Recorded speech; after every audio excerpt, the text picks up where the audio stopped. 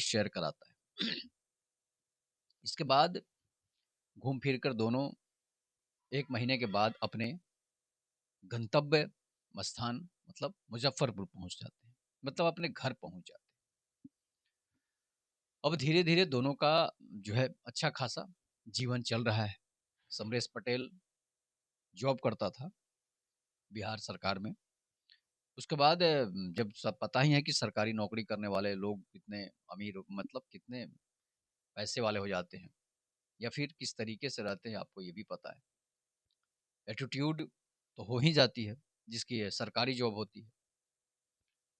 तो अब क्या होता है कि ड्यूटी पर चला जाता है। समरेश पटेल अपनी नौकरी पर चला जाता है और वो अपनी पत्नी को जो है कभी-कभी कॉल करते रहता है ड्यूटी से। धीरे-धीरे 1 साल मतलब 2022 तक जो है ये शादी जो है अच्छे खासे से ढंग से चलती है। अब होता क्या है कि एक उन लोगों दोनों के बीच अभी तक कोई बच्चा नहीं हुआ था और अब जो है मीना को बच्चा चाहिए। 1 साल होने वाला है, बच्चा नहीं हुआ है। डॉक्टर को भी दिखा रही है, दवा भी खा रही है, लेकिन उससे बच्चा नहीं हो रहा है। पति में भी कमी है, पत्नी में भी कमी है, जिस वजह से हो सकता है कि बच्चा नहीं हो रहा होगा। डॉक्टर बताया होगा। इस बीच क्या होता है कि मीना को अब उनके ही गाँव के रहने वाले अमन नाम का एक लड़का होता है, वो उससे बातें करती थी। मतलब बचपन का वो उसका मित्र था और वो दोस्त ऐसा था कि कभी मीना के पास नहीं आया था। मतलब कि मीना के साथ तो था, मीना के साथ रहता तो था, लेकिन मीना से कभी गलत संबंध नहीं बनाया था। लेकिन मीना को बहुत चाहता था, मीना भी उसे काफ़ी चाहती थी। अमन देखने में काफ़ी सुंदर था, लेकिन गाँव का था, इसलिए गाँव में ही शादी कैसे हो सकती है? अब वो भी जो था अमन निषाद जाति से था, तो ऐसे ये भी वैसे भी शादी नहीं हो सकती और गाँव में तो भाई-बहन के रिश्ते होते हैं, तो शादियाँ कैसे हो सकती हैं? लेकिन वो अमन से मिलती ज़रूर थी। अब क्या होता है कि अमन से मिलती ज़रूर थी। जब अमन मीना की जब शादी होने लगती है, तो अमन वहीं पर बैठकर काफ़ी रो रहा था। उसका डोली को कंधा भी दिया था अमन। इसलिए मीना और भी ज़्यादा मतलब सोचने लगती थी, कितना प्यारा लड़का है, मेरा दोस्त है, मेरा फ्रेंड है। लेकिन वो ऐसा कह रही थी कि मीना जो है कभी अमन जो है उसके साथ संबंध नहीं बनाया था। लेकिन थोड़ा बहुत जो है फ्रेंड के नाते किस-विस कर लेता था। तो अब वो जब पति जो है ड्यूटी पर समरेश पटेल चले जाते हैं, तो मीना जो है कभी-कभी अमन को कॉल कर लेती थी। अमन को जब कॉल कर लेती थी, तो अमन को भी अच्छा लगता था कि चलो कम से कम ससुराल से तो हमें कॉल तो कर रही है। अब क्या होता है कि इस बात का पता अमन को ये समरेश पटेल को नहीं था। समरेश बोलता है कि चलो अब हम लोग जहाँ ड्यूटी करते हैं पटना में ही रहते हैं। मम्मी-पापा को सेवा करने के लिए छोटे भाई का भी शादी हो चुका था, इसलिए वो घर आ गई थी।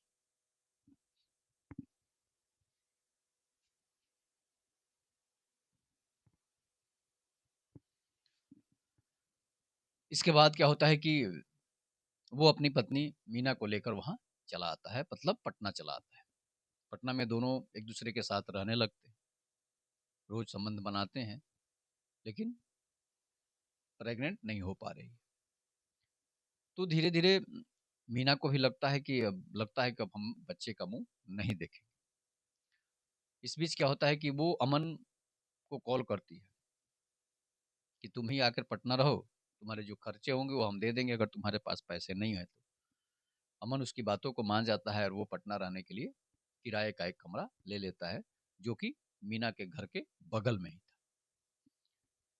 इसके बाद अमन जब समरेश ड्यूटी पर चला जाता था, मतलब अपने जॉब में चला जाता था। मीना अमन के कमरे पर जाने लगी थी। मीना अमन के कमरे पर जाने लगती है और अमन के साथ घूमना फिरना शुरू हो जाता है। शाम को घर जब समरेश पटेल आ जाते थे तो वो घर आने से पहले उनके चली आती थी। इस बीच क्या होता है कि अब दोनों में काफ़ी गहरी नज़दीकियाँ बढ़ती जा रही है। वो बार-बार अमन से बोलती है, "अमन, हमें एक बच्चा चाहिए।" इसलिए कि समरेश से बच्चा नहीं हो पा रहा है। समरेश में स्पर्म की कमी है, जिस वजह से बच्चा नहीं हो पा रहा है। तुम हमें एक बच्चा चाहिए। समरेश बोलता है कि देखो, गाँव की हो और तुम्हारी शादी भी हो चुकी है। ये हमें पाप लगेगा। अगर हम तुम्हारे साथ कोई काम करते हैं, पहले जो भी कर लिए हैं वो दूसरा बात है, लेकिन अब कोई काम करेंगे तो हम तुम्हारे साथ पाप लगेगा। वो बोलती है कि ठीक है, पाप पे पुण्य तो अलग बात है। मुझे जो कलंकिनी होने का लोग ताना मारते हैं, उससे तो कम से कम दूर हो जाएँगे। थोड़ा बहुत पाप ही कर लेते हैं, लेकिन कलंक वाली पाप से तो दूर हो जाएँगे। एक पाप को कटाने के लिए एक पाप अगर कर भी लिए, तो इसमें कोई बुराई नहीं है। इसके बाद अमन जो है अपने कमरे पर मीना को बुलाता है। मीना उसके कमरे पर आ जाती है। आने के बाद जो होता है, अमन जो है मीना के को आगोश में अपनी पकड़ता है, उसे किस करना शुरू कर देता है। किस करते-करते जो है मीना उस अवस्था में पहुँच जाती है, जहाँ से निकलना मुश्किल नहीं है और वो मीना के कपड़े जो है उतार देता है। उतारने के बाद मीना अपने कपड़े जो है उतार देता है और दोनों जो है आपत्तिजनक स्थिति में पहुँच जाते हैं। इसके बाद दोनों संबंध बनाते हैं, मतलब शावास करते हैं, संभोग जिसको कहा जाता है। मतलब सुहाग रात जो है हनीमून अब लोग यहीं पर मनाने लगते हैं। दोनों काफ़ी देर तक जो है ये क्रियाकलाप करते हैं। घर जाने का समय हो जाता है। मीना हंसते हुए अपने कमरे पर चली जाती है। समरेश का आने का समय हो चुका था। इसके बाद क्या होता है कि अब मीना 2 दिन से काफ़ी खुश है, इसलिए कि वो अमन के साथ जो है रह रही है, अमन के साथ संबंध बना रही है। समरेश भी सोचने लगता है कि भाई काफ़ी उदास रहती थी मीना, अब इतना खुश क्यों रह रही है? बार-बार मज़ाक-मज़ाक में कह भी देता था समरेश, कि इतनी खुश क्यों रह रही हो? तो बोल देती थी कि तुमने जो खुशी दे रखी है, तो खुश तो रहना ही है। इसके बाद एक दिन क्या होता है कि समरेश ड्यूटी से पहले ही घर चला आता है और देखता है कि अमन जो है उसके घर पर बैठा हुआ है। अमन उसके घर पर आया हुआ है। घर के दरवाजे खुले हुए हैं। कमरा बंद करने को उसे याद नहीं था और अमन और मीना जो है आपस में लिपटे हुए हैं। एक दूसरे के साथ जो है आपत्तिजनक स्थिति में है।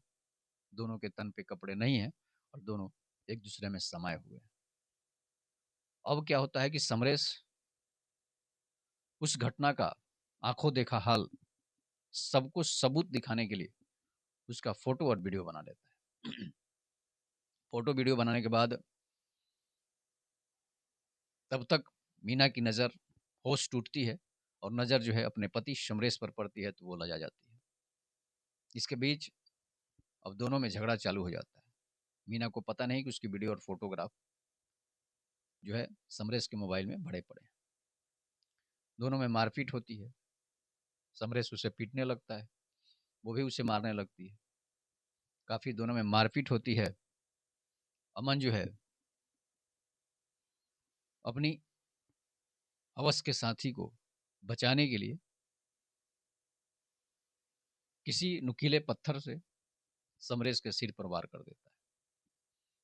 समरेश वहीं गिरकर छटपटाने लगता है और उसकी मौत हो जाती है। मौत होने के बाद अब दोनों मिलकर उसकी शव को खपाने के फिराक में हैं। उसके शव को दोनों एक बोरी में भरकर कचरा वाला जो आता है, उस कचरे वाले के जो ट्रॉली होता है, एक बोरे में बांध करके उसमें डाल देते हैं। और ये घटना 2 दिन के बाद होती है।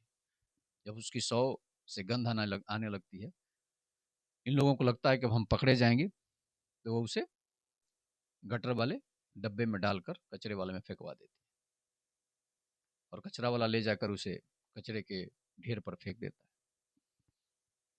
अब समरेश के घर परिवार वाले फ़ोन करते हैं, फ़ोन लगता नहीं है, और अमन और मीना जो है वहाँ से फरार हो जाते हैं। अब पटना से वो निकल कर हैदराबाद चले जाते हैं।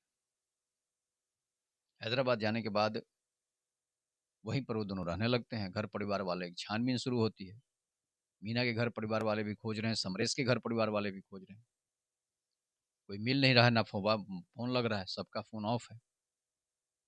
इसके बाद थाने में रिपोर्ट लिखाई जाती है। पटना की पुलिस वहाँ पहुँचती है, देखती है, और उन दोनों ने तब तक सारे सबूत को मिटा दिए थे। समरेश का मोबाइल स्विच ऑफ था, लोकेशन पटना में ही बता रहा था, इसलिए कि मोबाइल को पटना में ही दोनों ने फेंक दिया था। अब पुलिस मीना और अमन के मोबाइल डिटेल्स को खंगालती है। पता चलता है कि दोनों आपस में बात कर रहे होते हैं। घर परिवार वालों का रो रो कर बुरा हाल है।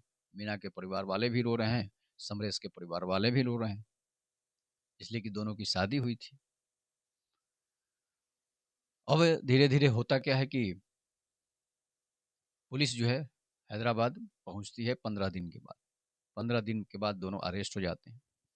अरेस्ट होने के बाद मीना अरेस्ट हो जाती है। अमन जो है अरेस्ट अभी तक नहीं हुआ था। अमन वहाँ से जम्मू कश्मीर भाग जाता है। पुलिस उसे जेल में डालती है। सारी बातें जब बताई जाती है तो वो बताती है, ये साथ हमारे साथ हो रहा था, जिस वजह से हमने समरेश की हत्या कर दी। मामला कोर्ट में पहुंचता है। अमन को पुलिस गिरफ्तार करती है जम्मू कश्मीर से। अमन को भी गिरफ्तार कर कर पुलिस पटना लाती है। दोनों को अलग अलग जेलों में बंद कर दिया जाता है। इसके बाद अब जांच का समय होता है, ट्रायल का समय होता है। धीरे धीरे ट्रायल भी बढ़ती है, जांच का समय होता है, स्पीडी ट्रायल चलता है, इसलिए मामला हाई प्रोफाइल था। काफ़ी हंगामा होता है इस बीच में, इसलिए कि समरेश पटेल अच्छे खासे घर से थे, शादी में बड़े बड़े नेता मंत्री आए थे। अब क्या होता है कि समरेश की तो डेथ हो चुकी थी, मौत हो चुकी थी। तो अब जज के सामने पेश होने का समय आता है। धीरे धीरे काफ़ी महीने बीतने के बाद, इसलिए कि भारतीय कानून प्रक्रिया स्लोली स्लोली चलती है, धीरे धीरे चलती है। करोड़ों केस पेंडिंग में है, उसे कोई देखने वाला नहीं होता है। इस बीच क्या होता है कि अब जज साहब आते हैं सामने और मीना से पूछते हैं कि तुमने अपने पति की हत्या क्यों की, कैसे की। तो वो बताती है कि हमें बच्चे नहीं हो रहे थे, इसलिए हम अमन के साथ ही रहना पसंद करते थे। तो जज साहब बोलते हैं कि तुम्हें फांसी होगी, इसलिए कि तुमने अपने पति की हत्या करी है, और खुद स्वीकार भी किया है। तो अब क्या होता है कि उसे फांसी की सज़ा का ऐलान हो जाता है, इसलिए कि सारे सबूत इकट्ठा कर लिए गए थे। उसके मोबाइल में, समरेश के मोबाइल में जो वीडियोस थे, जो फोटो थे, सबको निकाला गया था, इसलिए कि मीना को इस बात का पता नहीं था। उसके वीडियो और फोटोग्राफ्स भी समरेश ने बना लिए हैं। जब फोटोग्राफ्स दिखाए जाते हैं तो वो हक्का बक्का रह जाती है, ये कैसे हो गया, ये तो संभव नहीं था। सारे सबूत और गवाहों के बयान के बाद कोर्ट इस निष्कर्ष पर पहुंचती है कि मीना को फांसी की सजा का ऐलान हो। 4 दिन के बाद जो है सजा का ऐलान होगा, वो ही समय आ जाता है और सजा का ऐलान भी हो जाता है। मीना को 15 दिन के बाद फांसी दी जाएगी। इसके बाद 15वां दिन कोर्ट लगता है, कोर्ट का दरवाज़ा खुलता है। मीना जो है और अमन सामने होते हैं। समरेश का फ़ोटो जो है उसके सामने रखा हुआ था कोर्ट में। जज साहब बोलते हैं कि तुम्हारी कोई आखिरी इच्छा हो मीना, तो बताओ, अब तो तुम्हें आज फांसी हो जाएगी। तो मीना बताती है कि जज साहब, मैं मुझे फांसी आप दे दीजिएगा हम दोनों को, लेकिन हम दोनों एक दूसरे के साथ बस एक रात के लिए सोना चाहते हैं, मतलब एक रात बिताना चाहते हैं। जज साहब भी सोचने लगते हैं, भाई क्यों? तो ये इसलिए कि हम आखिरी बार अपने अमन के साथ सोना चाहते हैं। जज साहब सोचने लगते हैं कि क्या हुआ, क्या किया जाए, इसलिए कि इसने अपने पति की हत्या कर दी है दोनों ने मिलकर। इससे बच्चे नहीं हो रहे थे तो, और आज फिर ये अब बच्चे पैदा करके क्या करेंगे। इसके बाद जज साहब आदेश देते हैं कि इसकी आखिरी इच्छा को पूरा किया जाए। आखिरी इच्छा उसकी पूरी की जाती है, दोनों को एक आलीशान होटल में कमरा दिया जाता है, इसलिए कि आखिरी इच्छा पूरी करना होता है। और दोनों अमन और मीना जो है रात भर एक दूसरे के साथ जो है वो सब चीज़ करते हैं, वो हर प्रेम का हर एंगल करते हैं कि शायद ऐसी सुख उन्हें स्वर्ग में भी नहीं मिलेगी, मरने के बाद भी नहीं मिलेगी, मरने के पहले भी नहीं मिली। इसके बाद दोनों को कोर्ट लाया जाता है सुबह में, और अगले दिन जो है मीना को सजा होती है, मीना को लटका दिया जाता है। अमन जो है, अमन को बेल मिल जाती है, और अमन को बेल इसलिए मिल जाती है कि सारी की सारी साजिश और गलती जो है मीना की थी, जिस वजह से मीना को लटकाया जाता है और अमन को बेल मिल जाती है। तो ये घटना, ये कहानी ये सीख देती है कि कोई भी काम करो सोच समझ कर करो, पति से बड़ा कोई नहीं है। भले ही बॉयफ्रेंड कुछ भी हो, लेकिन पति से बड़ा नहीं होता है। पति पति होता है, पति परमेश्वर होता है, पति ईश्वर होता है। इसीलिए कहा जाता है पत्नी भी देवी होती है, पत्नी को देवी की तरह मानना चाहिए। और बॉयफ्रेंड वो प्रेम और प्रेमिका वहीं तक सीमित है जहाँ तक जब तक वो कुमारी है। शादी के बाद कोई किसी का प्रेम नहीं रह जाता है, सिर्फ हवस रह जाता है। अब वो आपसे प्रेम करने वाला नहीं है। तो एक दुखद प्रेम का अंत होता है। ये कहानी आपको कैसी लगी, इस पर आप लोग अपनी प्रतिक्रिया जोड़ दीजिएगा। तब तक के लिए नमस्कार। जय हिंद, जय भारत, जय श्री राम।